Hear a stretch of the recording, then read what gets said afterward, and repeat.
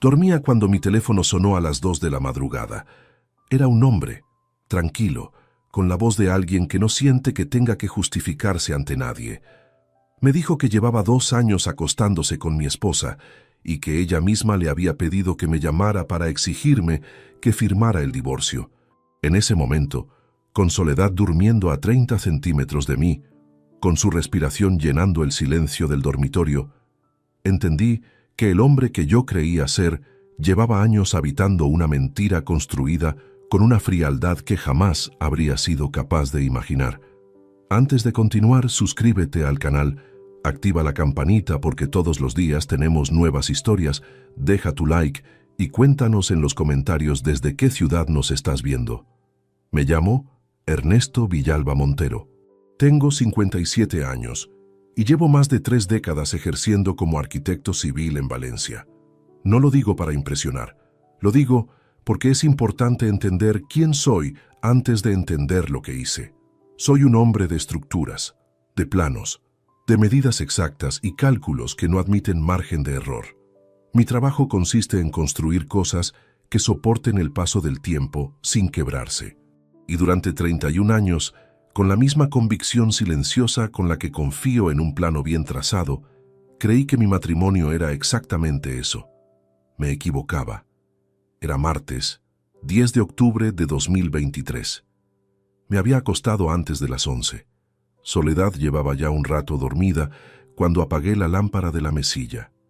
La habitación quedó en silencio, roto apenas por el sonido amortiguado del tráfico en la calle y la respiración regular de mi esposa a mi lado.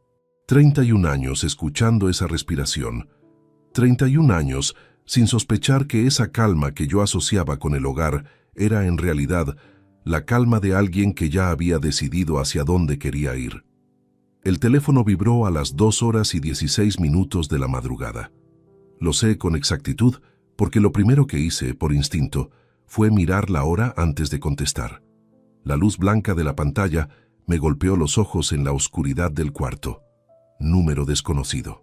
9 dígitos que no reconocí. Pensé en una emergencia de obra, en algún problema urgente con un cliente. Respondí en voz baja, sin encender la luz, con cuidado de no despertar a Soledad. «Dígame». Silencio. Un segundo entero. No el silencio de quien marca por equivocación y no sabe cómo reaccionar.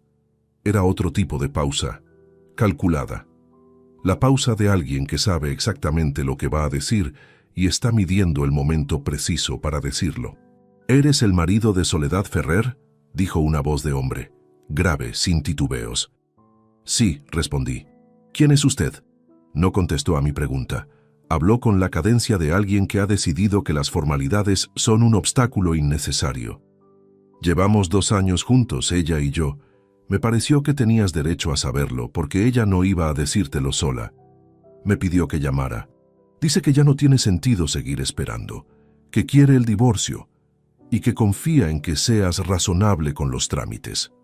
31 años y 4 meses de matrimonio, reducidos a 4 frases pronunciadas por un desconocido en mitad de la noche. Me quedé inmóvil, el teléfono en la mano, la oscuridad del dormitorio envolviéndome, y a 30 centímetros de mí, Soledad Ferrer aguado durmiendo con esa misma respiración pausada y regular que yo había confundido durante tantos años con tranquilidad de conciencia. No era tranquilidad, era algo completamente distinto. «¿Cómo se llama usted?», pregunté. No sé bien por qué lo pregunté en ese momento. Supongo que cuando el cerebro recibe un golpe que supera su capacidad de procesar de una sola vez, se aferra a lo concreto, a los datos, a las cosas que puede guardar y analizar después. «Eso ya lo averiguarás», respondió, y colgó. Bajé el teléfono despacio y lo puse boca abajo sobre la mesilla con una delicadeza absurda, como si el objeto fuera lo frágil y no yo. Mis manos no temblaban. Me sorprendió que no temblaran. Durante los siguientes 43 minutos no me moví. Miraba el techo. Escuchaba la respiración de Soledad. Contaba mentalmente las grietas finas que los años habían dibujado en la esquina superior derecha del dormitorio, esas que yo había prometido reparar el verano anterior y que nunca llegué a arreglar porque siempre había algo más urgente en el despacho, en la obra, en cualquier otro lugar que no fuera mi propia casa. Pequeños detalles de una vida doméstica que continuó funcionando con apariencia de normalidad, mientras algo dentro de ella se descomponía sin que yo lo notara. Me pregunté cuándo había empezado todo. Me pregunté si hubo señales que pasé por alto. Me pregunté, con una vergüenza que todavía me cuesta reconocer en voz alta, si hubo momentos en los que algo no cuadraba y yo, por exceso de trabajo, por costumbre, por simple comodidad, elegí no mirar de frente. La respuesta que llegó fue incómoda, honesta, y la guardé también. No lloré, no desperté a soledad, no volví a marcar el número desconocido. Lo que hice fue quedarme quieto, dejar que el golpe atravesara el cuerpo entero sin expulsarlo, y sentir cómo la rabia, en lugar de salir hacia afuera como llama, se transformaba en algo más frío y más denso, algo que no se gasta, algo que, si se maneja bien, se puede usar. Soy arquitecto. Llevo más de 30 años resolviendo problemas complejos con planos, cálculos y tiempo. Sé que ninguna estructura colapsa de un solo golpe. Se fractura en silencio durante meses, a veces durante años, antes de caer. Y sé también que para demoler algo correctamente, primero hay que comprender con exactitud cómo está construido. Cada viga, cada punto de apoyo, cada parte que parece firme y en realidad ya no lo es. Soledad se despertó a las 7:22 de la mañana, como cualquier otro día. Se estiró despacio. Me miró con los ojos todavía entornados por el sueño y me dio el beso de siempre en la mejilla. Breve, automático, el tipo de gesto que se repite tanto que termina siendo solo movimiento sin contenido real. Fue al baño. Escuché el agua de la ducha correr. Escuché el clic de la cafetera que ella encendía siempre antes de secarse el pelo, un sonido tan cotidiano que yo ya ni lo registraba de forma consciente. Me levanté. Me vestí. Me senté frente a ella en la mesa de la cocina, donde habíamos desayunado 31 años de mañanas. ¿Dormiste bien?, me preguntó sin levantar la vista de la taza. Sí, respondí. ¿Y tú? Bien. 4 palabras entre 2 personas que habían compartido una cama durante más de 3 décadas. Ella no sabía que yo sabía, y ese espacio invisible entre lo que ella creía que era la situación y lo que yo ya conocía fue, en ese instante, lo único que me pertenecía por completo. Terminé el café. Recogí el maletín. Cerré la puerta con calma y bajé las escaleras a pie, como siempre que necesitaba pensar sin distracciones. Y mientras bajaba, tomé la primera decisión concreta de todo lo que vendría después. Antes de mover una sola ficha, necesitaba saber con exactitud el tamaño real de lo que tenía frente a mí. No suposiciones ni sospechas, hechos concretos, documentados, imposibles de refutar. La clase de evidencia que aguanta el peso de cualquier sala y resiste cualquier mirada. 31 años de matrimonio merecían que yo los desmontara con la misma precisión con la que los había construido. Ni un movimiento en falso, ni una palabra de más, solo método, tiempo y paciencia. Y eso, exactamente eso, era lo único que me sobraba. El despacho está en el 2.º piso de un edificio de la calle Colón que conozco desde hace 22 años. Subí las escaleras ese martes por la mañana con la misma pisada de siempre. Saludé a Inmaculada, mi secretaria de 44 años, con el mismo gesto de siempre, y me senté frente a los planos del proyecto que tenía pendiente de revisión.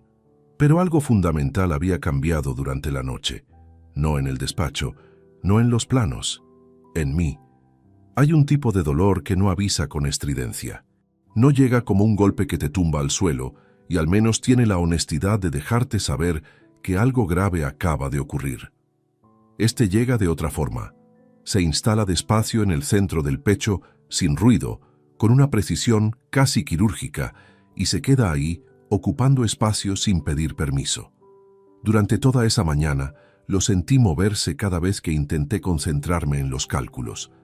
Líneas que no procesaba, medidas que revisaba 2 veces sin retener ninguna. El café que Inmaculada me trajo a las 10 Estaba completamente frío cuando finalmente lo aparté sin haberlo tocado. No llamé a nadie. No busqué confirmación exterior. No abrí el ordenador para rastrear ningún nombre ni ningún número. Simplemente dejé que el cerebro trabajara a su propio ritmo sobre la magnitud de lo que había recibido esa madrugada. Porque hay cosas que si se fuerzan antes de tiempo, se quiebran y se vuelven inútiles. Y yo no podía permitirme esa clase de quiebre. No todavía. A la 1:45 de la tarde llamé a Soledad para avisarle que llegaría puntual a cenar. Era exactamente lo que hacía cualquier día cuando tenía previsto volver a casa a una hora razonable.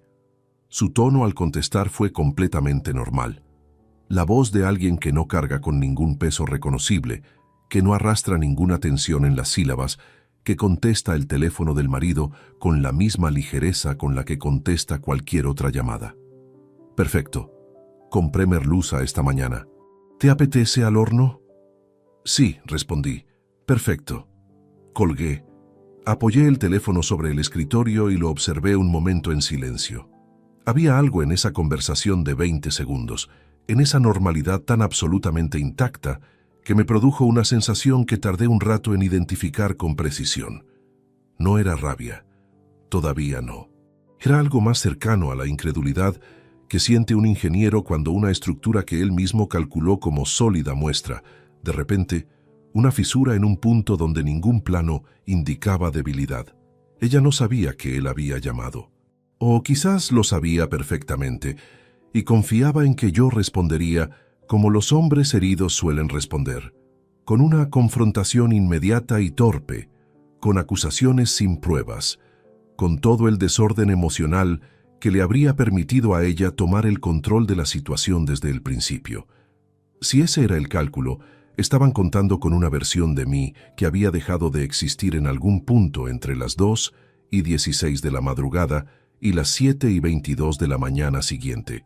Volví a casa a las 8:45. La merluza olía bien desde el rellano. La mesa estaba puesta con la misma disposición de siempre, los vasos en su sitio, la servilleta doblada en el mismo ángulo de siempre. Soledad estaba de espaldas a mí cuando entré a la cocina y se giró al escucharme con una sonrisa que yo había visto miles de veces a lo largo de 31 años.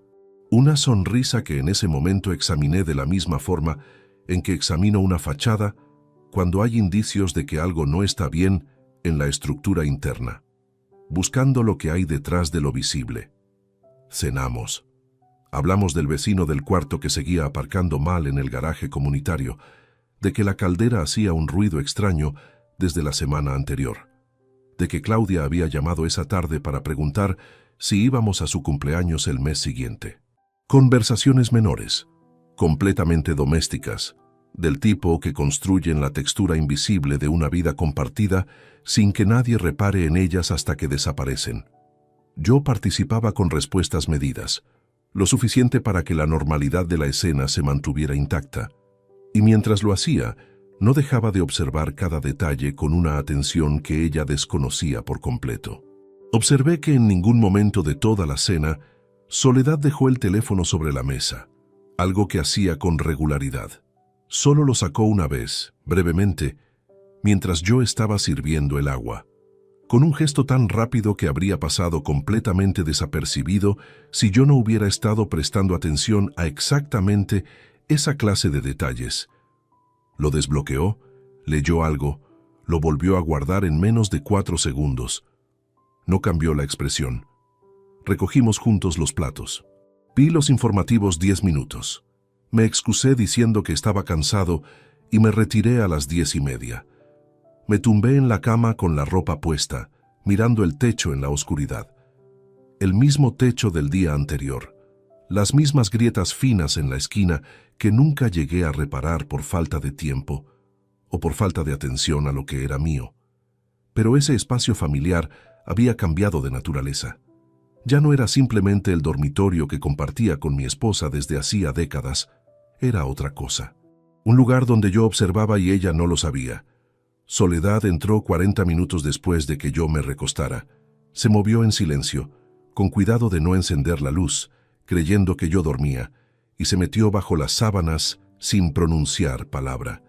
En pocos minutos su respiración se volvió regular, profunda, sin la menor interrupción, y yo seguí despierto otra hora entera, no por angustia ni por incapacidad de descansar, sino porque en ese silencio forzado estaba construyendo algo con precisión. Revisaba fechas mentalmente. Intentaba situar el inicio real del período de 2 años que el hombre había mencionado en la llamada. 2 años atrás sería el otoño de 2021. Pensé en todo lo que había ocurrido en ese tiempo, proyectos exigentes, el verano que pasamos en casa de los padres de Soledad en Castellón, porque yo tenía una licitación importante que no podía abandonar. Ella se quedó 2 semanas más que yo. Volvió con un bronceado que atribuía al sol de la costa y con una energía diferente que atribuía al descanso. Una explicación limpia para cada cosa. Siempre había una explicación limpia para cada cosa. No atribuí nada correctamente. Al día siguiente, miércoles 11 de octubre, me levanté antes que ella. Fui al despacho temprano y antes de atender ninguna llamada ni abrir ningún plano, saqué del cajón inferior del archivador un cuaderno de tapa dura que usaba ocasionalmente para anotaciones de obra. Arranqué las hojas ya utilizadas y lo dejé completamente en blanco. Lo guardé dentro del maletín. Esa tarde, entre reunión y reunión, anoté la primera entrada. Fecha exacta, hora, observación concreta, la cena del martes, el teléfono que desapareció del alcance visual en toda la noche, los silencios cubiertos con demasiada rapidez, 3 líneas, sin adjetivos innecesarios, sin interpretación subjetiva, solo hechos, registrados con la misma frialdad con la que se documenta cualquier anomalía en una obra antes de decidir cómo proceder. Llevaba más de 30 años ejerciendo esta profesión y había aprendido que la diferencia entre un proyecto que resiste y uno que acaba colapsando no está en la ambición del diseño original, está en la calidad de la documentación que lo sostiene. Lo que no está escrito y fechado y firmado no existe ante ningún perito, no aguanta ninguna revisión externa y no resiste el peso de ninguna disputa seria. Iba a documentar todo, cada ausencia injustificada, cada inconsistencia entre lo dicho y lo hecho, cada momento en que la explicación llegara un segundo tarde o con una palabra de más, con fechas, con horas, con la paciencia de quien sabe que las estructuras no se desmontan de un golpe sino pieza por pieza en el orden correcto. Soledad creía que seguía durmiendo a su lado con la misma inconsciencia de siempre, y en cierto modo tenía razón. La versión de mí que ella conocía, el hombre predecible y enterrado en sus proyectos, esa sí seguía durmiendo. Lo que se había despertado en su lugar era algo completamente distinto, y ella todavía no tenía la menor idea de lo que eso significaba para todo lo que vendría después. Los días que siguieron al 10 de octubre funcionaron como todos los días anteriores, al menos en la superficie. Me levantaba antes de las 7, preparaba el café antes de que Soledad saliera del baño, repasaba la agenda del día mientras desayunaba, besaba a mi esposa en la mejilla antes de marcharme y cerraba la puerta con la misma presión de siempre. Nada que un observador externo hubiera podido señalar como inusual. Por debajo de esa rutina impecable corría un proceso completamente distinto, constante, silencioso, con la regularidad de una máquina que ha encontrado su cadencia. Registraba, medía, comparaba. El cuaderno de tapa dura permanecía en el maletín durante las horas en casa y pasaba al cajón del escritorio en el despacho durante la jornada. Nunca lo dejé en ningún lugar donde pudiera encontrarse por casualidad. No era un diario en ningún sentido sentimental de la palabra. Era documentación técnica, fecha, hora, hecho observable, sin adjetivos, sin interpretaciones, solo lo que podía ver, escuchar o verificar de manera directa. El jueves 12 de octubre, a las 20:43, Soledad recibió una llamada mientras yo leía en el salón. Se levantó del sofá con una naturalidad que pretendía ser casual y fue a la cocina a contestar. Desde el sillón podía escuchar el tono general de su voz, pero no las palabras exactas. Habló aproximadamente 4 minutos. Cuando regresó al salón dijo que era Patricia, una antigua compañera de trabajo con quien mantenía contacto esporádico desde hacía años, que llamaba para quedar un día a tomar algo. Lo anoté esa misma noche en el despacho antes de acostarme. El viernes 13 estuvo fuera entre las 12 del mediodía y las 5:15 de la tarde. Había avisado a primera hora de que tenía dentista y después pensaba pasarse por casa de su hermana Rosa, que vivía en el barrio de Ruzafa. Le envié un mensaje a la 1:30 preguntando cómo había ido la revisión. Respondió a las 2:16. Bien, una limpieza rutinaria. Estoy en casa de Rosa, llegamos tarde anoche y está cansada. Cometí el error deliberado de no responder nada más. Quería ver si añadía algo por propia iniciativa. No lo hizo. Esa noche llamé a Rosa con la excusa de que Soledad había olvidado el teléfono de la clínica dental y yo necesitaba el número para solicitar un justificante al seguro médico. Rosa tardó en entender la pregunta porque estaba distraída, pero en algún momento de la conversación dejó caer sin que yo se lo preguntara directamente que no había visto a Soledad desde el fin de semana anterior. Colgué con la serenidad de alguien que acaba de confirmar un dato que ya intuía. No era una certeza absoluta. Rosa podría haber confundido fechas. Podría haber otras explicaciones razonables. Pero lo anoté en el cuaderno señalando la contradicción entre lo que Soledad dijo y lo que su propia hermana, sin saberlo, acababa de desmentir. La segunda semana de octubre avanzó con una acumulación metódica de pequeñas incoherencias que por separado podían desestimarse y que juntas empezaban a dibujar un patrón reconocible. El martes 16 llegó a casa con una ausencia del perfume habitual, como si se hubiera duchado fuera antes de volver. El miércoles 17 reparé en la batería del teléfono cuando lo dejó sobre la encimera un momento antes de cenar. Había recargado el aparato recientemente, pero el cargador de la cocina llevaba 2 días desconectado porque yo lo había movido de sitio sin comentarlo. Ella no lo había mencionado en ningún momento. Había cargado el teléfono en otro lugar. No dije nada. Devolví el cargador a su sitio y serví la cena. Lo que me resultaba más difícil de sostener no era el silencio en sí. Era la versión de mí mismo que tenía que habitar durante esas horas en casa. El Ernesto que ella conocía era un hombre predecible, absorbido por el trabajo, afectuoso dentro de su escaso talento para la expresión emocional, improbable de sorprender con una pregunta incómoda o un gesto de desconfianza. Ese hombre era real, había sido real durante décadas. Y era exactamente esa credibilidad, construida durante 31 años de comportamiento consistente, la que ahora operaba como mi mejor herramienta. Ella confiaba en que yo era exactamente lo que aparentaba, y la dejé seguir confiando en eso. Hay que reconocer, aunque resulte incómodo decirlo en voz alta, que esa distancia emocional que ahora usaba a mi favor no era una construcción nueva. Durante años había priorizado el despacho sobre el salón. Había llegado tarde a cenas por reuniones que podían haber esperado. Había dejado que Soledad gestionara sola aspectos del hogar que también me correspondían. No era un marido ausente en el sentido más evidente del término, pero sí lo había sido en el más silencioso. Presente físicamente, con la atención depositada en otra parte casi todo el tiempo. No lo digo para justificar lo que ella hizo. Lo digo porque la verdad honesta de este relato exige reconocer también lo que yo no fui. Pero hay una distancia enorme entre descuidar un matrimonio y destruirlo con premeditación. Y esa distancia era exactamente lo que tenía que probar. El jueves 21 de octubre, Soledad mencionó durante la cena que el fin de semana siguiente quería visitar a una amiga en Madrid. Dijo que Verónica Salas, con quien había coincidido en la universidad, estaba atravesando un divorcio complicado y le había pedido compañía. Me pareció un viaje plausible en otro contexto. Pero en el contexto del cuaderno, en el contexto del hombre que había llamado a las 2:16 de la madrugada, en el contexto de 11 días de contradicciones documentadas, ese anuncio adquiría una dimensión completamente diferente. Respondí que me parecía bien, que avisara si necesitaba que la llevara al aeropuerto. Sonrió y dijo que no haría falta, que cogería un taxi.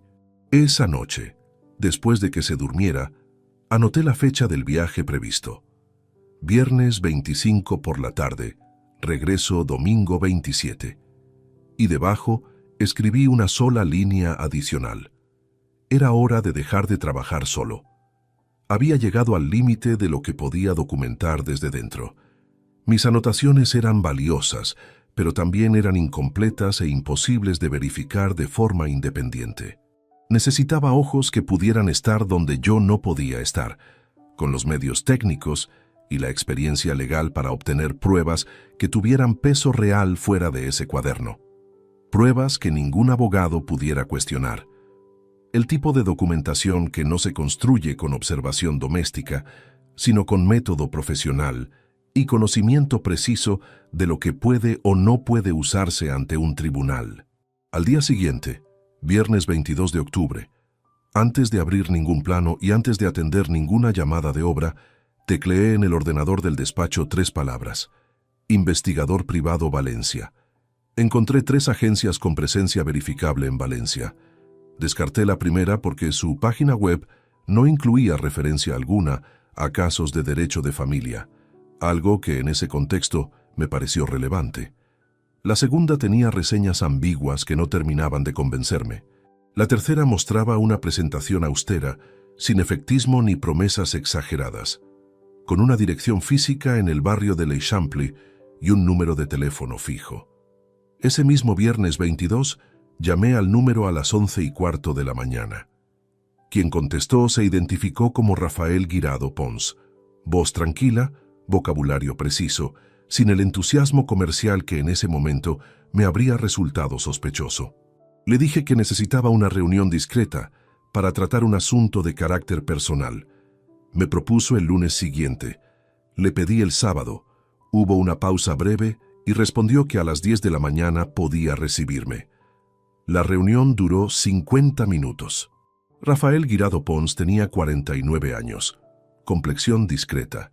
Esa clase de aspecto que no genera ninguna impresión inmediata en ningún sentido, que es exactamente lo que debe tener alguien cuyo trabajo consiste en observar sin ser observado. Me escuchó sin interrumpirme. Tomó algunas notas con un bolígrafo. Cuando terminé de exponer los hechos, me hizo 4 preguntas concretas sobre fechas, rutinas y desplazamientos frecuentes. No emitió ningún juicio. No ofreció ningún consuelo que yo no había pedido. Le mencioné el viaje previsto a Madrid ese mismo fin de semana. Asintió y dijo que podía empezar el viernes 25. Los honorarios por la fase inicial de seguimiento ascendían a 3.800 euros, pagaderos en efectivo antes del inicio. Le pregunté qué garantías tenía de que las pruebas fueran legalmente válidas. Me respondió con precisión. Todo lo que documentaría sucedería en espacios públicos o de acceso abierto, sin vulneración de domicilio ni intervención en dispositivos privados. Nada que pudiera ser impugnado ante un tribunal por razones de procedimiento. Retiré el efectivo el sábado por la mañana y lo entregué esa misma tarde. El mecanismo estaba en marcha. Y mientras Rafael comenzaba su trabajo en el exterior, yo inicié el mío hacia adentro. Un trabajo más lento, sin cámaras ni desplazamientos, que solo requería memoria y la disposición de usarla sin concesiones. Llevaba 12 días revisando el presente con otra mirada, pero el presente únicamente explicaba una parte del cuadro. Para comprender el tamaño real de lo que había ocurrido, necesitaba retroceder con la misma frialdad que había aprendido a sostener desde la noche del 10 de octubre. El primer momento que emergió con nitidez fue de septiembre de 2021. Yo tenía pendiente la presentación de una licitación importante para un complejo residencial en Paterna y había pasado las 2 semanas previas prácticamente instalado en el despacho. Soledad aprovechó ese periodo para ir a Castellón con su familia. Se quedó 14 días. Cuando regresó, traía una energía diferente, más ligera, algo que atribuí sin pensarlo al descanso junto al mar. Ahora ese regreso tenía otra textura. 2 años atrás era exactamente el otoño de 2021. El segundo momento fue una noche de diciembre de ese mismo año. Soledad llegó tarde de una cena con antiguas compañeras de trabajo a las 12:40. No era una hora excesiva para una cena entre amigas, pero algo en su manera de entrar al dormitorio me llamó vagamente la atención. Se movía con demasiado cuidado, con la discreción de quien no quiere dejar rastro, aunque no tenga ningún motivo evidente para ello. Lo noté una fracción de segundo y lo descartué sin darle más espacio. El tercer momento fue en marzo de 2022. Soledad anunció un fin de semana en un balneario de la sierra con una amiga cuyo nombre pronunció de pasada y que yo no retuve. Un viernes y un sábado completos. Me pareció completamente razonable, el tipo de escapada que hacía ocasionalmente desde que dejó de trabajar, y nunca encontré motivo para cuestionarlo. Ahora me pregunté si el balneario había existido, si la amiga había existido. El cuarto momento requirió más esfuerzo para recuperar porque era más pequeño, más enterrado en lo cotidiano. Junio de 2022. Soledad recibió un ramo de flores en casa un martes por la tarde, entregado por mensajería. Le pregunté de quién era y respondió que de su prima Amparo, que le enviaba flores cada año por el aniversario de una relación antigua, una especie de broma que yo había escuchado mencionar alguna vez. Acepté la explicación sin pensarla demasiado. Pero Amparo y Soledad llevaban más de un año sin hablarse por un conflicto familiar sobre la herencia de una tía. No había ninguna broma activa entre ellas en ese momento. El quinto momento fue en agosto de 2022. Soledad me pidió que autorizara la apertura de una cuenta corriente a su nombre de forma individual, desvinculada de la cuenta conjunta que habíamos mantenido desde el principio del matrimonio. La razón que dio sonaba razonable. Quería gestionar con más autonomía los ingresos de su pensión anticipada sin mezclarlos con los movimientos comunes. Firmé los documentos sin formular ninguna pregunta adicional. No pregunté nada más. Esa cuenta era el origen de las transferencias. Agosto de 2022 coincidía con exactitud con el período en que las cantidades habían empezado a acumularse, según pude calcular después, a partir de los extractos que revisé con Marcos Villanueva Solís semanas más tarde. No era una decisión doméstica, era la apertura de un canal de salida preparado con tiempo y con una lógica que yo, en aquel momento, no tuve la menor razón para sospechar. El sexto momento era el más reciente y, en cierta medida, el que más me costaba sostener. Una tarde de agosto de 2023, Adrián vino a cenar un domingo. En algún momento, él y Soledad tuvieron un intercambio breve en la cocina mientras yo colocaba los cubiertos en el salón. No alcancé a distinguir las palabras, solo el tono, bajo, rápido, con esa cadencia de quien habla de algo que no debe llegar a oídos de un tercero que está en la habitación contigua. Cuando salieron, Adrián estuvo más callado que de costumbre durante el resto de la noche. Lo atribuí a tensiones laborales que no quería comentar en la cena. Sentado frente al cuaderno, con los 6 puntos anotados en orden cronológico, los contemplé no como 6 hechos separados, sino como 6 coordenadas de una misma figura que llevaba años tomando forma delante de mí, en un plano que yo sencillamente nunca me había detenido a leer. Llevaba más de 3 décadas leyendo planos por obligación profesional. Sabía distinguir un error de cálculo de una decisión deliberada. Sabía cuándo una estructura había sido construida con intención y cuándo se había deteriorado por negligencia. Lo que nunca aprendí a tiempo fue que los planos más peligrosos no siempre están sobre el escritorio. El fin de semana del 25 de octubre transcurrió en casa con una quietud que habría resultado completamente ordinaria en cualquier otro momento. Soledad salió el viernes a última hora de la tarde con una maleta de tamaño mediano. La besé en la mejilla junto a la puerta. Observé cómo bajaba las escaleras sin volverse. Escuché el portón del edificio cerrarse en la planta baja y permanecí inmóvil en el umbral unos segundos antes de entrar de nuevo. No fue un fin de semana de desmoronamiento.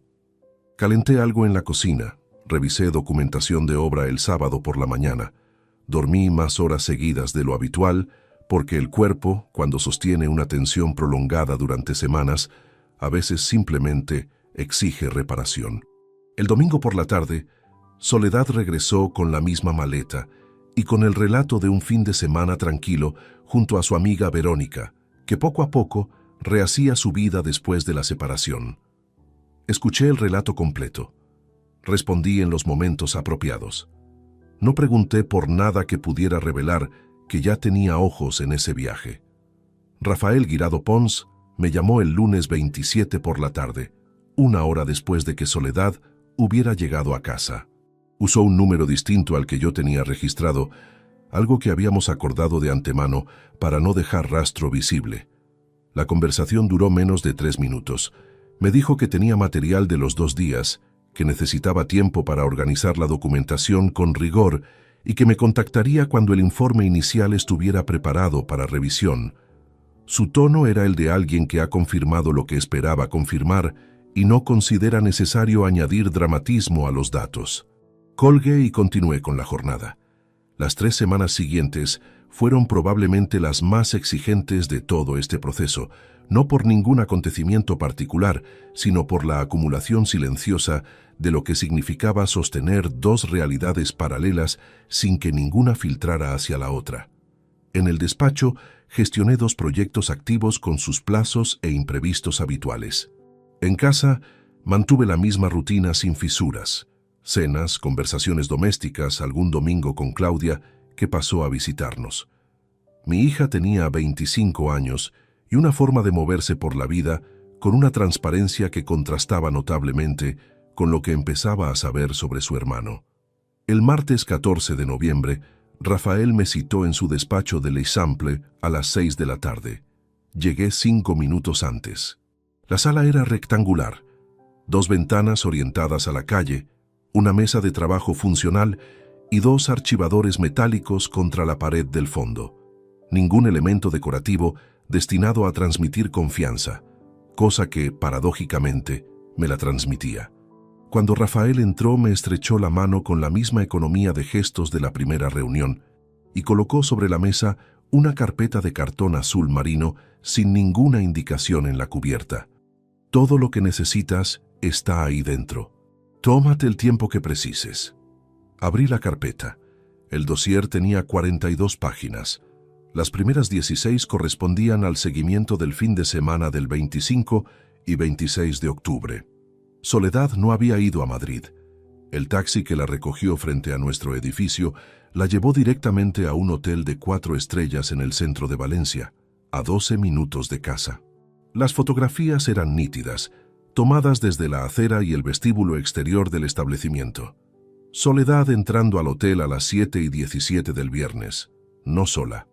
Junto a ella, con una mano en la parte baja de su espalda, un hombre de complexión media, cabello oscuro con algunas canas en las sienes, traje gris sin corbata, saliendo juntos el sábado hacia un restaurante próximo, caminando con la familiaridad que no se construye en pocas semanas, regresando después de comer. Soledad saliendo sola el domingo con la maleta. Las páginas siguientes documentaban el trabajo de las semanas posteriores. Rafael había identificado al hombre en 2 encuentros adicionales. Un almuerzo el miércoles 31 de octubre en un restaurante del barrio de Ruzafa y una tarde del jueves 8 de noviembre en un aparcamiento del centro donde los 2 vehículos permanecieron estacionados en paralelo durante 40 minutos. Todas las situaciones en espacios completamente públicos o de acceso abierto, tal como había garantizado desde el principio. El nombre apareció en la página 27 dentro de un anexo de identificación elaborado, cruzando la matrícula del vehículo con registros públicos del registro mercantil. Damián Castillo Roca, 44 años. Administrador único de una sociedad de importación y distribución con sede en Valencia, constituida en 2016. Leí el nombre 2 veces.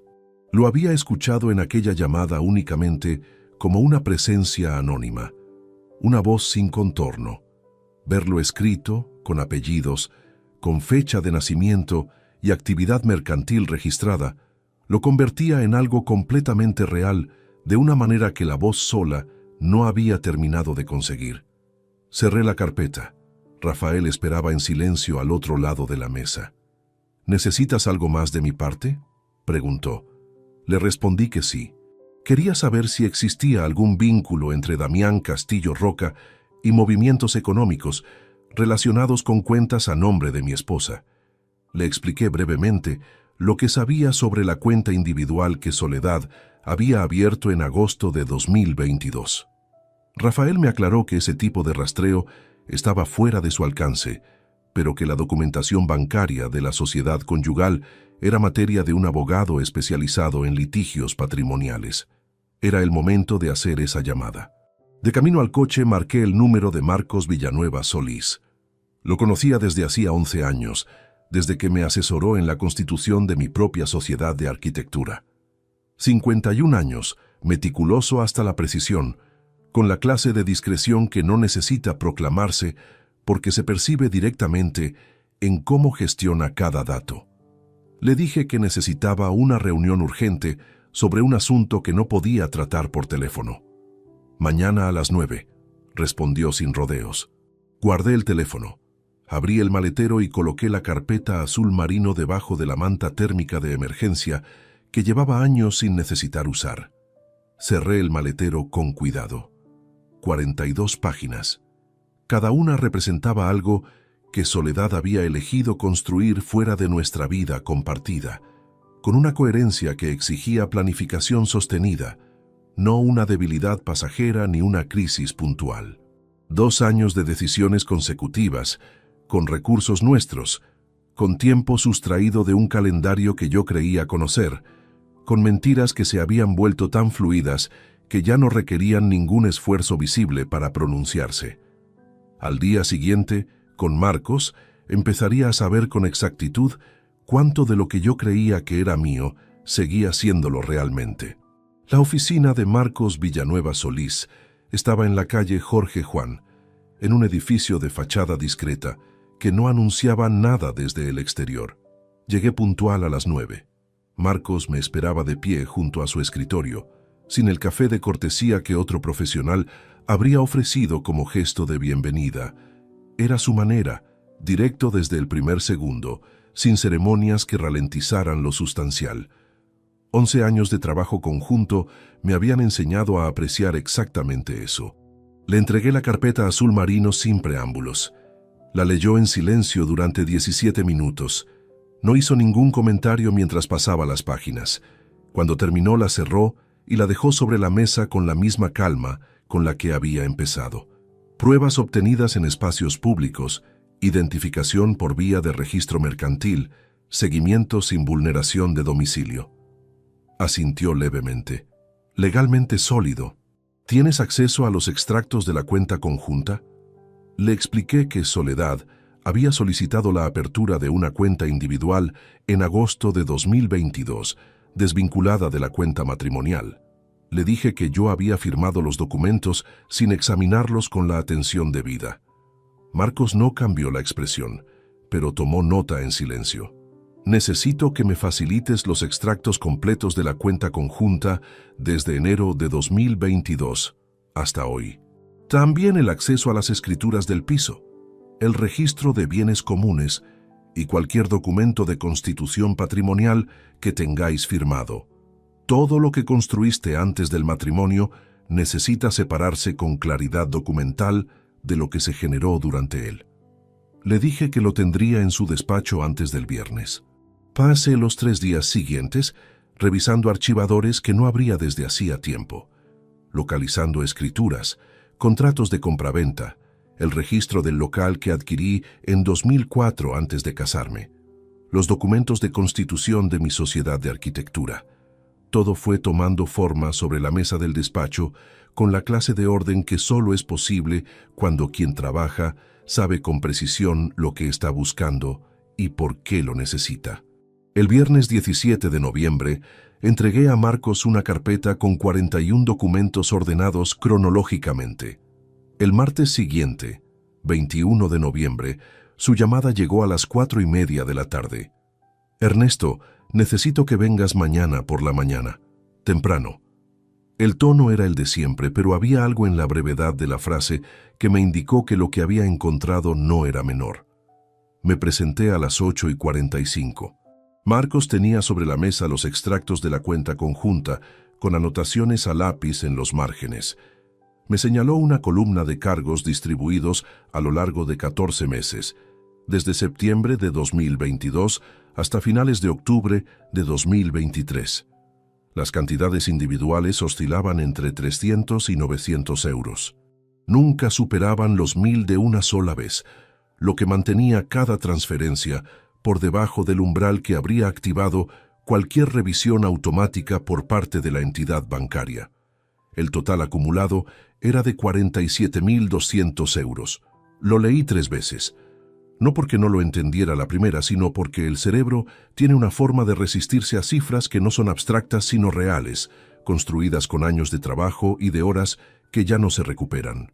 47.200 euros, extraídos del patrimonio común en fracciones diseñadas para no llamar la atención, con una regularidad que no era descuido ni desorganización.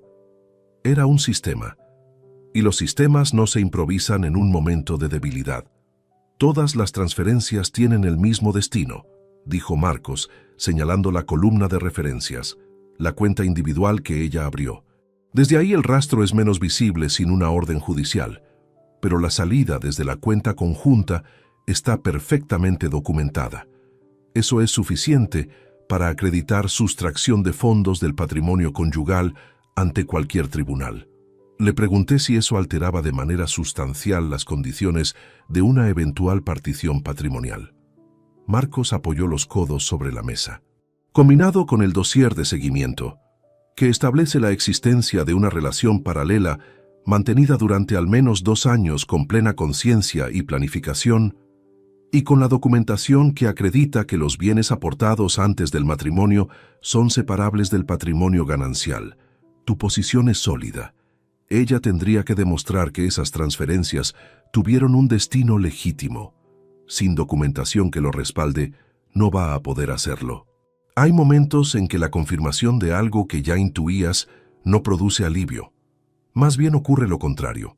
Cuando una sospecha deja de serlo y se convierte en cifra y fecha, adquiere un peso específico que la intuición nunca tuvo. 47.200 euros no eran solo una cantidad. Eran 14 meses de decisiones encadenadas. Eran el correlato financiero de una vida paralela construida con los recursos de la vida que yo creía compartir. El inicio de las transferencias coincidía con septiembre de 2022, exactamente un mes después de que Soledad abriera la cuenta a su nombre. Un mes de margen, suficiente para verificar que el mecanismo funcionaba sin generar alertas y para comenzar a vaciar con paciencia metódica lo que le correspondería en una separación negociada. Porque eso era lo que había detrás de la llamada de las 2 de la madrugada. No un impulso, no una conversación que se desbordó en la dirección equivocada. Era el paso final de un proceso que llevaba más de 1 año en ejecución. Llegar al momento del divorcio con el dinero ya movido, la posición patrimonial ya erosionada, el marido colocado ante un hecho consumado que se le presentaría como una separación razonable entre 2 adultos que habían dejado de entenderse. Lo que no calcularon fue que el marido no era el hombre que ellos creían conocer. Marcos me presentó un calendario de actuaciones en 3 fases. La primera era la auditoría del patrimonio, prácticamente terminada. La segunda era la preparación formal de la demanda de divorcio con solicitud de medidas cautelares sobre los bienes comunes, que bloquearía cualquier movimiento adicional desde las cuentas en cuanto se presentara ante el juzgado. La tercera era el confronto, que Marcos recomendaba no precipitar hasta tener absolutamente todo en orden. Le pregunté cuánto tiempo necesitaríamos para cerrar la segunda fase. 3 semanas, 4 si aparece alguna complejidad en el registro de bienes. Salí a la calle a las 10:15. El aire de noviembre en Valencia tiene una frialdad seca que en ese momento se sentía más nítida de lo habitual contra la cara. Me detuve un instante en la acera antes de dirigirme al vehículo. 14 meses de trabajo silencioso para preparar una salida que me dejara sin capacidad de respuesta. Todo planificado desde dentro de la misma casa, donde habíamos compartido 31 años de mañanas y de noches y de conversaciones que yo, equivocadamente, Había confundido con intimidad real. Arranqué y volví al despacho. Esa tarde atendí 3 asuntos pendientes de obra con la misma concentración de siempre, porque la vida profesional no suspende sus exigencias mientras uno procesa lo que ha descubierto, y porque mantener la normalidad exterior ya no requería esfuerzo consciente, sino que se había convertido en un reflejo. Esa noche Soledad preparó la cena y puso la mesa como cualquier miércoles. Hablamos de cosas pequeñas. Ella sirvió el postre y yo recogí los platos. 47.200 euros. Y ella todavía actuaba como si el tiempo siguiera corriendo exclusivamente a su favor. La llamada a Adrián no fue impulsiva. Esperé el momento adecuado, que llegó un jueves por la tarde, 2 semanas después de la reunión con Marcos. Adrián tenía 29 años y trabajaba como técnico de sistemas en una empresa de logística en el polígono norte de Valencia. Hablábamos por teléfono 1 o 2 veces por semana. Conversaciones breves sobre asuntos cotidianos, sin la densidad emocional que algunos padres e hijos logran construir y que yo, con honestidad, no había cultivado con la atención que merecía. Llamé a las 7:15 de la tarde. Respondió al segundo tono. Hablamos de trabajo unos minutos. Mencionó una reorganización interna en su empresa que le generaba cierta incertidumbre. Escuché, respondí con normalidad. Y entonces, en el tono más neutro que fui capaz de sostener, deslicé la pregunta. ¿Has notado algo diferente en tu madre últimamente?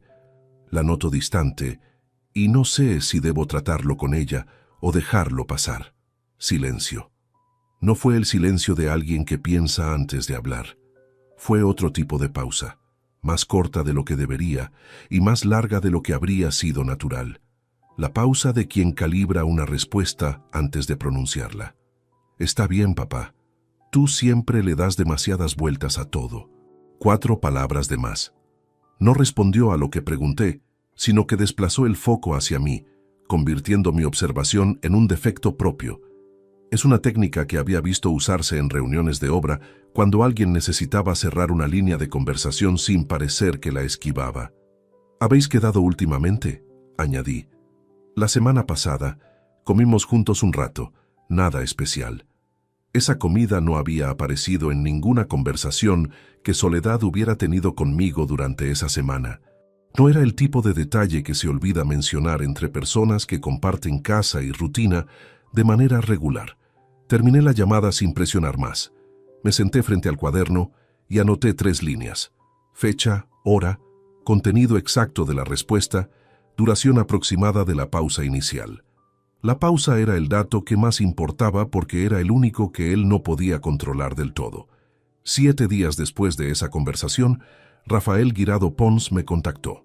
Dijo que durante el seguimiento habitual había registrado algo que necesitaba comunicarme de forma presencial. Le pedí una descripción breve. Su respuesta llegó en una sola frase. Había fotografiado a Adrián en compañía de Soledad y de Damián Castillo Roca en un establecimiento del centro de Valencia. ¿Cuándo?, pregunté. El martes 28 de noviembre, a las 2:40 de la tarde. Quedamos esa misma tarde en el despacho de l'Eixample. El sobre que colocó sobre la mesa era más delgado que la carpeta anterior. 4 fotografías tomadas desde el exterior del local, con el cristal de la fachada de por medio, con la nitidez suficiente para lo que importaba. En la primera, se distinguían 3 personas sentadas alrededor de una mesa. Soledad, Damián y Adrián. En la segunda, Adrián inclinado hacia adelante, con la postura de quien participa activamente en una conversación, no de quien está presente por compromiso o casualidad. En la tercera, los 3 levantándose al concluir. En la cuarta, Adrián y Damián en la entrada del local, estrechándose la mano antes de separarse, con la soltura inequívoca de 2 personas que se conocen desde hace tiempo y en más de un contexto. Sostuve las fotografías más tiempo del necesario para procesarlas. El cerebro hace eso cuando lo que recibe contradice de raíz la imagen que tenía de una persona. Adrián no conocía a Damián como nombre abstracto, como figura de la que alguien le hubiera hablado de pasada. Lo conocía de cerca, con la familiaridad que generan los encuentros repetidos, con esa naturalidad de quien comparte espacios de confianza desde hace tiempo. Y había mentido, no por omisión puntual ni por cobardía de un momento, sino con decisión renovada en cada llamada que habíamos tenido durante ese periodo, en cada cena compartida en casa, en cada gesto de normalidad calculada. Recordé el domingo de agosto de 2023. La cena familiar, el intercambio en voz baja entre Adrián y Soledad en la cocina mientras yo colocaba los cubiertos en el salón. Lo que atribuí entonces a tensiones laborales que él no quería exponer en familia era, con toda probabilidad, una coordinación entre dos personas que compartían un secreto que no podía pronunciarse delante de quien estaba en la habitación contigua. Devolví las fotografías al sobre y lo guardé. ¿Esto entra en la demanda?, pregunté. No es imprescindible, dijo Rafael. Pero si en algún momento se cuestiona si existía conocimiento previo o se intenta argumentar que no hubo planificación, esas imágenes demuestran vínculo y trato habitual entre las partes con semanas de antelación al confronto. Salí del despacho con el sobre y lo deposité en el archivador junto a la carpeta azul marino. 2 sobres, la dimensión exterior de lo ocurrido y la dimensión familiar. El mismo problema visto desde ángulos distintos, con pesos que no se medían de la misma manera. El dossier de Rafael me había producido una certeza fría cuando lo leí, el tipo que cierra preguntas y permite avanzar. Esto era diferente. Las 4 fotografías de Adrián no cerraban nada, lo abrían. No era un hijo que había elegido no intervenir para no hacerle daño a su madre. Era alguien que había tomado partido de manera activa, sostenida, y que me había mirado a los ojos en todo ese periodo cargando exactamente lo que cargaba. Eso era lo que costaba ubicar. No la traición conyugal, que tiene al menos la lógica de los deseos que se imponen sobre el compromiso.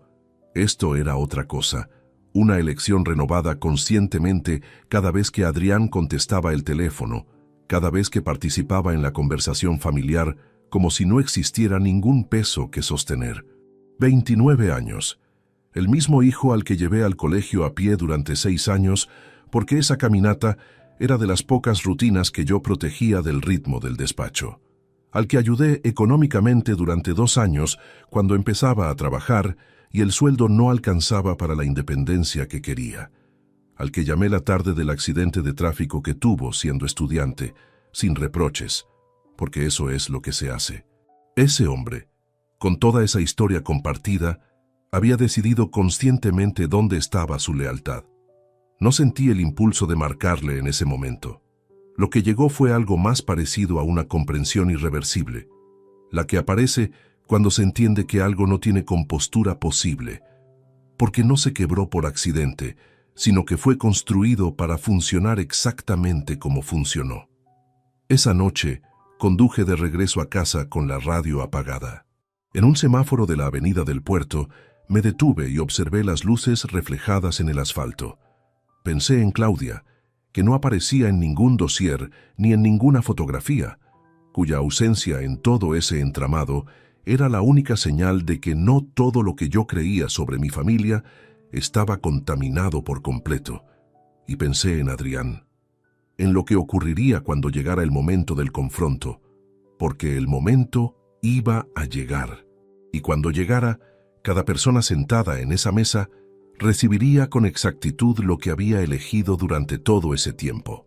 La tercera semana de noviembre, Marcos llamó para confirmar que la auditoría de bienes había concluido sin complicaciones mayores. El local comercial adquirido en 2004, antes del matrimonio, quedaba fuera del patrimonio ganancial por documentación clara de fecha de compra y financiación exclusivamente personal. La sociedad de arquitectura, constituida en 2001 con capital propio anterior al vínculo conyugal, estaba igualmente separada. Lo que permanecía en el terreno de los bienes comunes era el piso de Valencia, una segunda vivienda en Javea adquirida juntos en 2009, y el capital acumulado en las cuentas compartidas desde el inicio del matrimonio. Era todavía una cantidad considerable, pero no era todo lo que Soledad había calculado que sería cuando decidió iniciar las transferencias. La segunda fase, la preparación formal de la demanda, comenzó en los primeros días de diciembre. Marcos trabajaba con una meticulosidad que requería tiempo real, no aceleración. Cada referencia cruzada verificada, cada cifra respaldada por su extracto original antes de que el escrito tuviera la solidez suficiente para entrar en el juzgado. Yo facilitaba lo que pedía y aguardaba. No había margen para la impaciencia en ese proceso, porque la impaciencia es exactamente lo que transforma una posición sólida en una vulnerable. En casa, la normalidad de superficie se sostenía con una estabilidad que habría resultado llamativa si alguien hubiera conocido los dos niveles en que funcionaba simultáneamente. Soledad compraba, cocinaba, salía con amigas, comentaba noticias durante la cena con la fluidez de quien no arrastra ningún peso pendiente. Yo respondía en los tonos y tiempos correctos. Asentía, formulaba preguntas domésticas cuando correspondía. Hubo un momento en que estuve a punto de comprometerlo todo.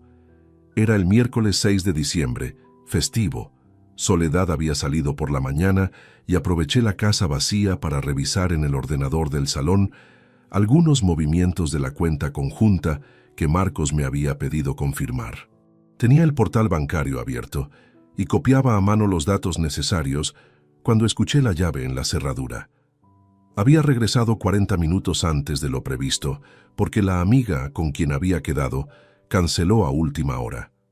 Cerré el portal en menos de 2 segundos y abrí el navegador en otra página. Cuando ella entró al salón, yo estaba de pie junto a la ventana con el cuaderno cerrado bajo el brazo, mirando la calle.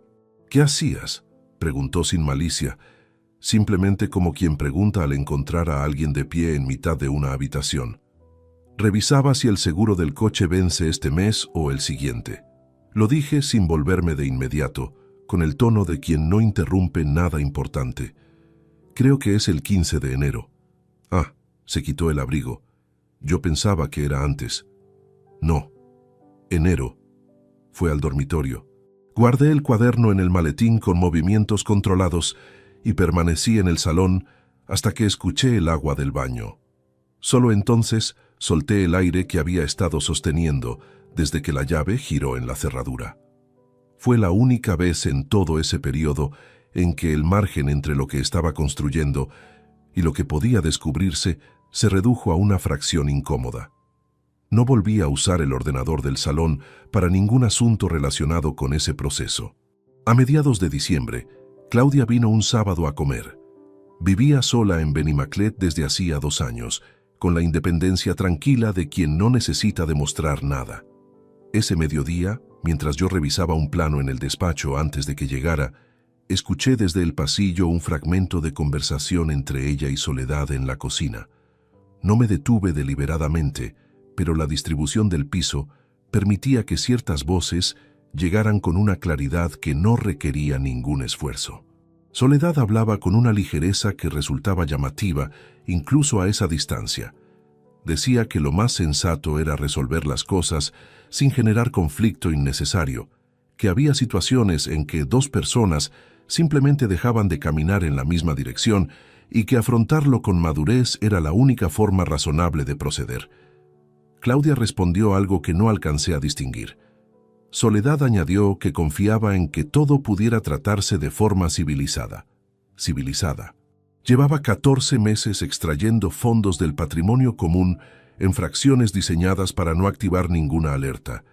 Había orquestado una llamada nocturna para colocarme ante un hecho consumado, y la palabra que usaba para describir lo que vendría era civilizada. Entré a la cocina en ese momento. Saludé a Claudia, pregunté si el arroz necesitaba más tiempo. La conversación derivó hacia el almuerzo y los planes de Claudia para las fiestas. La observé durante toda esa comida con una atención que ella no detectó. No había en su mirada ni en su comportamiento ninguno de los indicadores que había identificado en Adrián. Claudia no sabía nada. Su presencia en esa mesa era completamente limpia. Marcos me llamó el viernes 22 de diciembre a las 6 de la tarde. El escrito está listo. Puedo presentarlo el 7 de enero cuando el juzgado retome actividad.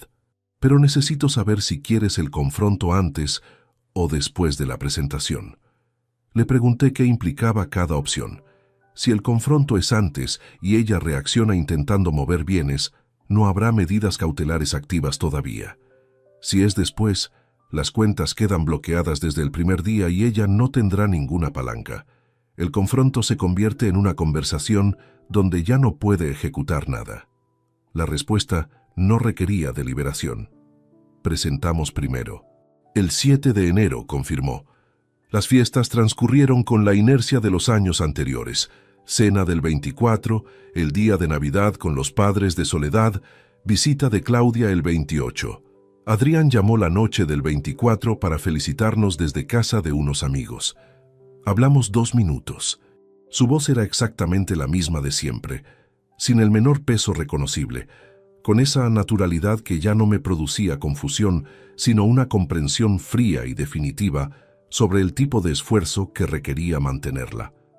Lo más difícil de sostener durante esas semanas no era la rabia, que hacía tiempo se había transformado en algo demasiado denso para quemarse.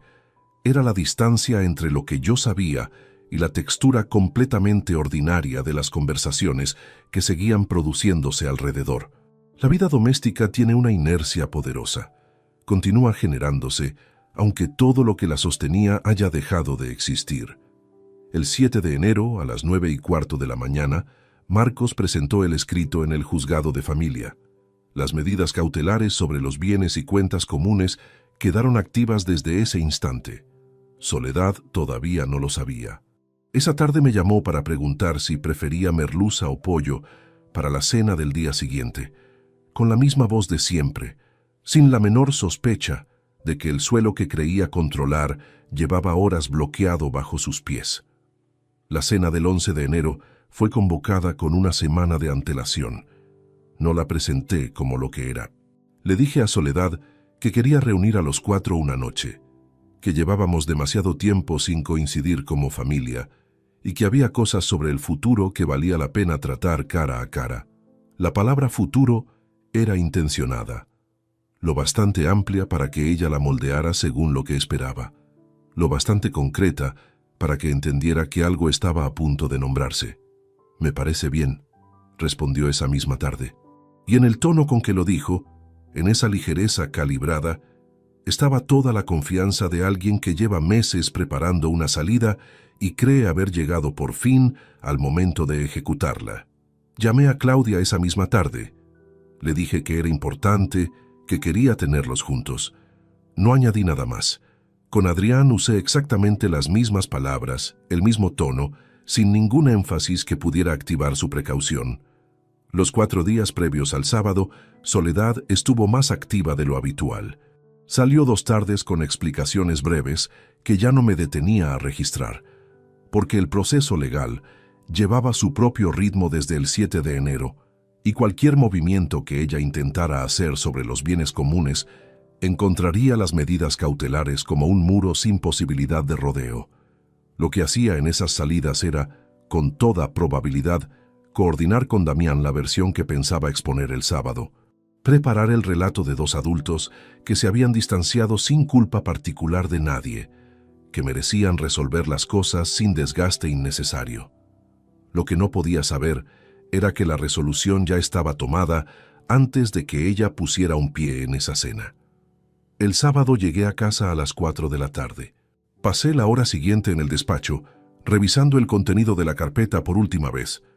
Los extractos con las transferencias marcadas, el dossier de Rafael, las fotografías del hotel en Valencia, la identificación de Damián Castillo Roca con sus datos mercantiles y en un sobre interior, las 4 imágenes del martes 28 de noviembre con los 3 sentados en el restaurante de Ruzafa. Todo en orden, todo verificable sin necesidad de ninguna explicación adicional. Soledad había cocinado con una dedicación inusual. La mesa tenía un mantel que no usábamos en las cenas cotidianas. Era el tipo de escenario que se prepara cuando uno quiere que el entorno trabaje a su favor antes de que las palabras entren en juego. Claudia llegó primero, a las 8:10. Traía una botella de vino y venía con la expresión abierta de siempre, sin ninguna carga acumulada. La abracé un segundo más de lo habitual, y ella me miró con una ligera curiosidad que no llegó a verbalizarse. Adrián llegó 10 minutos después. Saludo breve, apretón de mano, contacto visual que no se sostuvo más de un instante antes de desviarse. No era nerviosismo visible desde fuera, era esa contención específica de quien ha decidido de antemano no relajarse del todo en un espacio que en teoría debería resultarle completamente familiar. La cena arrancó sin incidentes. Primer plato. Conversación sobre el trabajo de Claudia en la gestoría, algo que Adrián comentó sobre unos vecinos nuevos en su calle, el frío seco del enero valenciano que llevaba días sin aflojar.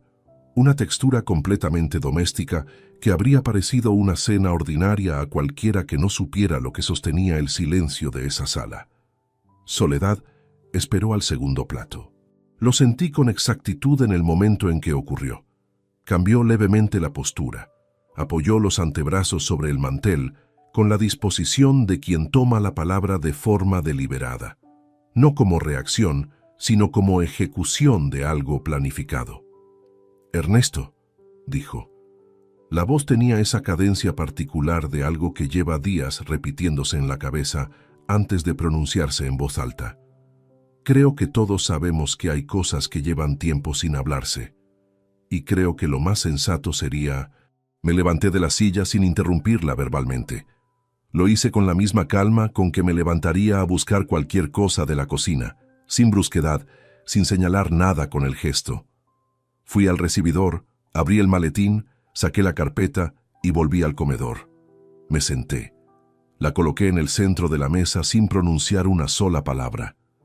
El silencio que siguió tenía una textura diferente a cualquier otro silencio que hubiera habitado esa sala antes. Claudia miró la carpeta sin comprender todavía qué era. Soledad la reconoció en el instante en que sus ojos la rozaron.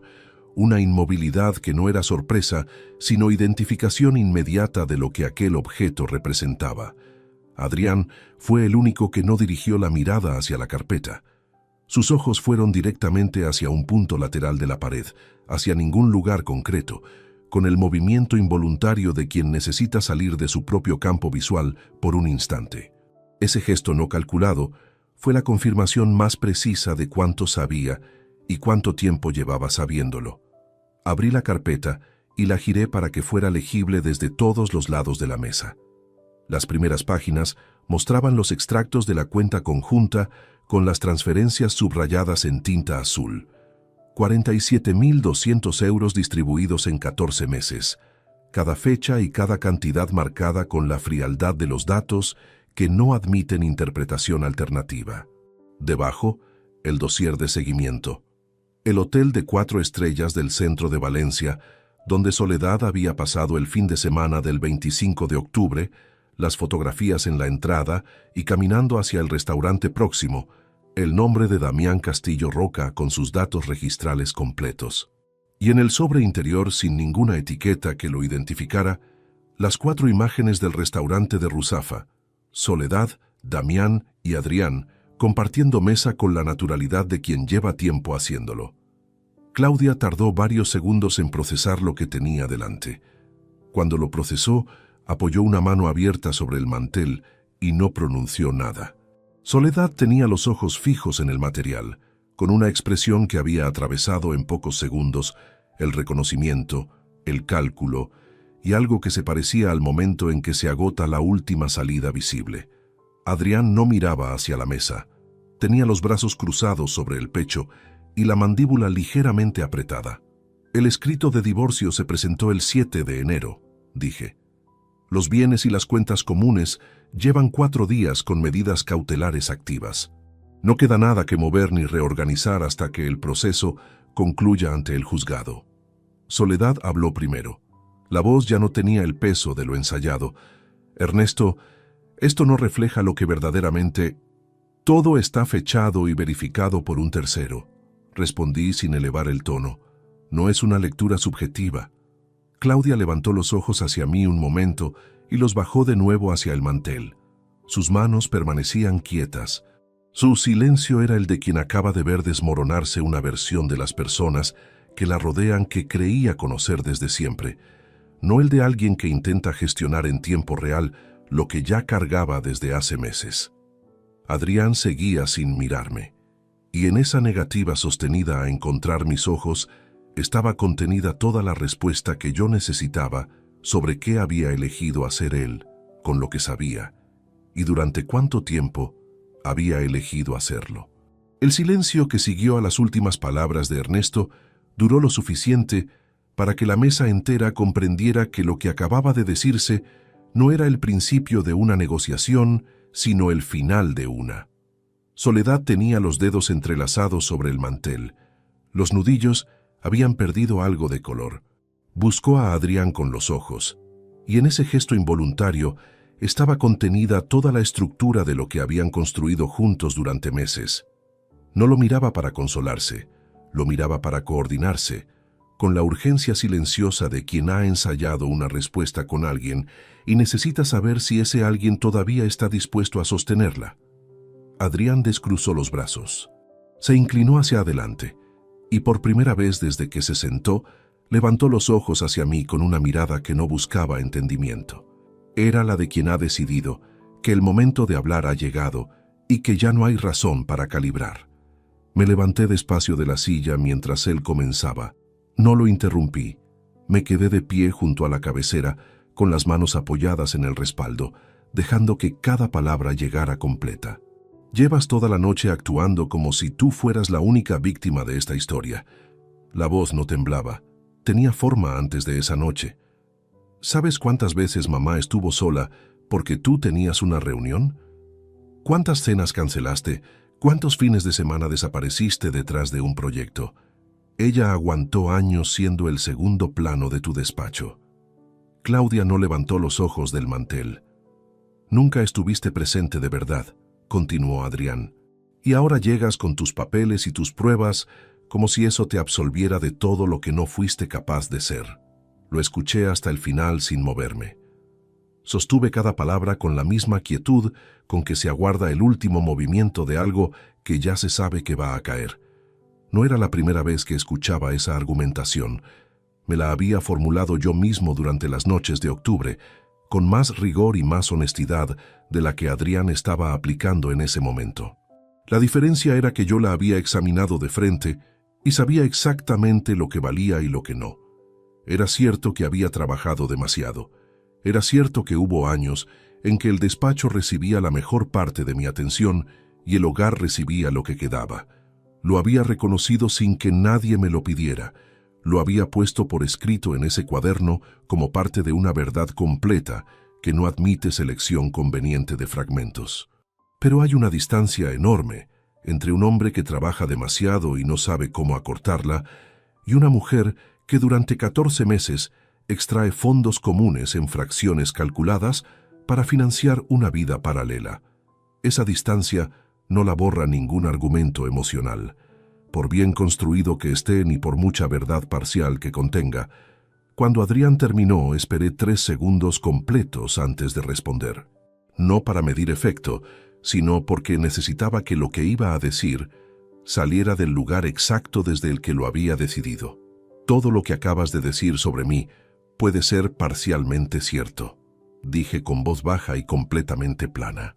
Fui un padre con demasiadas horas en el despacho y pocas en casa. Eso es real, y lo reconozco sin que nadie me lo exija. Adrián abrió la boca para responder. Lo detuve con una pausa, no con un gesto. Pero tú no estás aquí esta noche como hijo que me señala sus errores. Estás aquí como alguien que lleva más de un año sabiendo lo que ocurría, que se sentó a comer con tu madre y con ese hombre en Ruzafa el 28 de noviembre, y que me miró a los ojos en cada conversación de ese período sin pronunciar una sola palabra de lo que cargaba. El silencio que siguió fue distinto al anterior, más denso, con los bordes más afilados. Eso no es el error de un hijo. Es una decisión tomada conscientemente y renovada cada vez que tuviste la oportunidad de no tomarla. Y las decisiones adultas sostenidas en el tiempo tienen consecuencias que no se negocian. Soledad intentó intervenir. Levantó una mano sobre la mesa con un gesto que quería ser de mediación. Ernesto, si hablamos con calma, deja que termine, dije sin elevar el tono, sin dirigirle más de un instante la mirada. Y volví a Adrián. A partir de hoy no existe ningún vínculo económico entre nosotros. El apoyo que recibiste durante los primeros años de trabajo, terminado. Tu nombre en el testamento, retirado. Cualquier expectativa sobre lo que he construido en esta vida, cancelada. No como algo que se revisa cuando baja la temperatura de esta noche, como consecuencia permanente de algo que elegiste hacer con plena conciencia y plena capacidad. Claudia levantó los ojos hacia mí en ese momento. Los tenía brillantes, pero no pronunció nada. En su expresión había algo que no era acuerdo ni desacuerdo, sino el impacto directo de quien escucha en voz alta el tamaño real de lo que ha ocurrido dentro de su propia familia, mientras ella no tenía la menor idea de qué estaba ocurriendo. Adrián no respondió de inmediato. Cerró la boca. Miró la superficie de la mesa un instante, y después me miró a mí, y por primera vez en toda esa noche, la firmeza construida de antes había cedido el sitio a algo más parecido a la comprensión repentina de que el suelo sobre el que había apoyado su posición no era tan firme como había calculado que sería. «Papá», empezó. «Esta parte de la conversación ha terminado», dije, no con crueldad, con la certeza de quien ha cerrado una puerta, que sabe que no va a volver a abrir, porque la razón para mantenerla cerrada no desaparecerá con el tiempo. Soledad intentó retomar la palabra una última vez. Dijo que había contexto que los documentos no reflejaban, que nada era tan simple como unos extractos y unas fotografías sobre un mantel. La miré un momento. «Tienes un abogado, yo tengo el mío. Lo que quede por resolver se resuelve a través de ellos». Me senté, cerré la carpeta. Y lo que quedó en esa mesa no fue la hostilidad de una discusión que busca desahogo, sino algo más difícil de habitar. La quietud de un asunto que ha concluido antes de que quienes lo protagonizan hayan terminado de entender que ya no hay nada que negociar. Claudia se fue media hora después. En la puerta me abrazó con una fuerza que no esperaba y no dijo nada porque en ese momento no había nada que las palabras pudieran mejorar. Adrián salió sin dirigirse a mí. Recogí la carpeta del comedor y fui al despacho. Me senté en la oscuridad con las manos sobre las rodillas y el silencio del piso ocupando los espacios donde durante 31 años había habido otra cosa. No sentí alivio. No sentí satisfacción. Lo que llegó fue algo más parecido a la sensación de cuando una carga muy pesada desaparece del cuerpo de golpe. No ligereza, sino la conciencia repentina y algo desorientadora del propio peso. Lo que acababa de ocurrir en esa mesa no resolvía nada todavía. Quedaba el juzgado, la partición, el proceso que Marcos conduciría con la misma meticulosidad de siempre. Pero había algo que esa noche sí había concluido de forma definitiva e irreversible. La versión de mí mismo que podía ser ignorada. El proceso judicial duró 4 meses y 3 semanas. No fue sencillo, porque nada de lo que ocurre dentro de un juzgado de familia lo es, pero sí fue exactamente lo que Marcos había anticipado desde el principio. Una partición en la que la parte que llegaba con documentación sólida y sin necesidad de improvisar tenía una posición que la otra parte no podía igualar con argumentos que no estuvieran respaldados por nada verificable. Soledad se presentó con su propio abogado, un hombre de aspecto cuidado y vocabulario impreciso, que intentó en las primeras sesiones replantear las transferencias como gastos domésticos no registrados, compras corrientes pagadas desde la cuenta individual por razones de comodidad operativa. Marcos dejó que terminara cada argumento antes de responder. Después colocaba sobre la mesa los extractos marcados, las fechas, las cantidades, la regularidad casi milimétrica de los intervalos entre una transferencia y la siguiente. Los jueces leen esa clase de documentación con un criterio que no tiene margen para la interpretación emocional. La estrategia de Soledad cambió en la segunda sesión. Intentó introducir la narrativa del abandono afectivo, la ausencia prolongada, la vida conyugal erosionada por años de negligencia doméstica.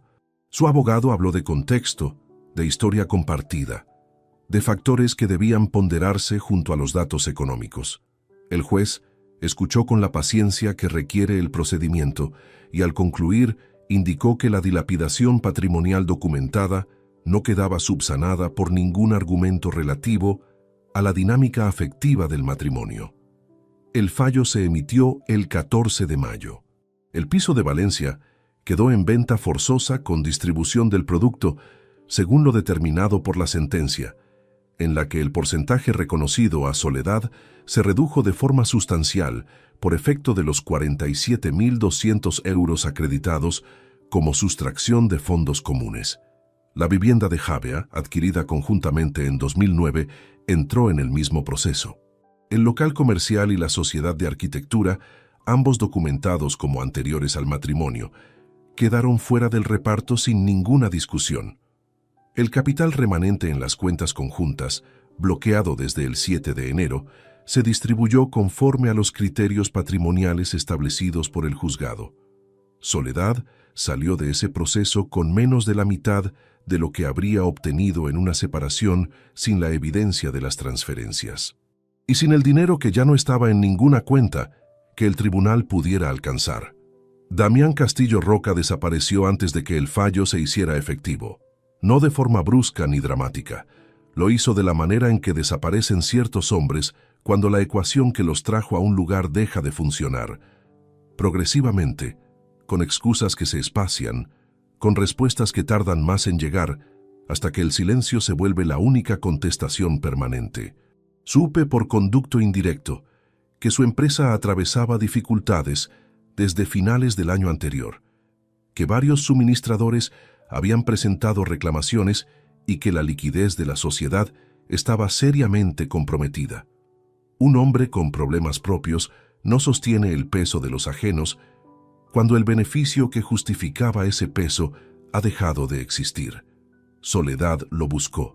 No tengo certeza absoluta de los detalles, pero Claudia me contó semanas después, con una contención que agradecí, que su madre había atravesado un periodo muy difícil en los primeros meses tras la sentencia.